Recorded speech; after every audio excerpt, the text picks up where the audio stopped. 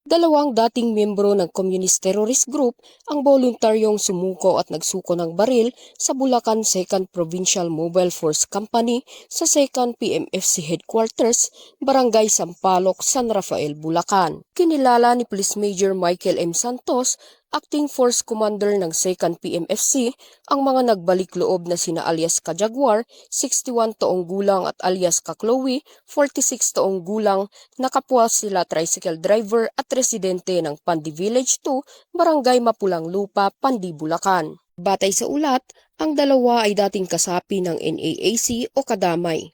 Ang kanilang voluntaryong pagsuko ay naisakatuparan bilang resulta ng patuloy na koordinasyon at pagsisikap ng Bulacan PPO na hikayatin ang mga individual na talikuran ang armadong pakikibaka at piliin ang mapayapang pamumuhay. Sa kanilang pagsuko, voluntaryong isinuko ng mga ito ang isang shotgun na may tatak na Remington, serial number 450141, kasama ang 5 piraso ng bala ng shotgun, na kasalukuyang nasa kustodiya ng kapulisan para sa wastong dokumentasyon at tamang disposisyon. Patuloy na isinusulong ng Bulacan Police Provincial Office sa pamumuno ni Police Colonel Angel L. Garciliano, Provincial Director, ang mga programang naglalayong hikayatin ang iba pang dating miyembro ng mga makakaliwang grupo na magbalik loob, talikuran ang karahasan at makapamuhay ng mapayapa tungo sa isang ligtas at maunlad na komunidad.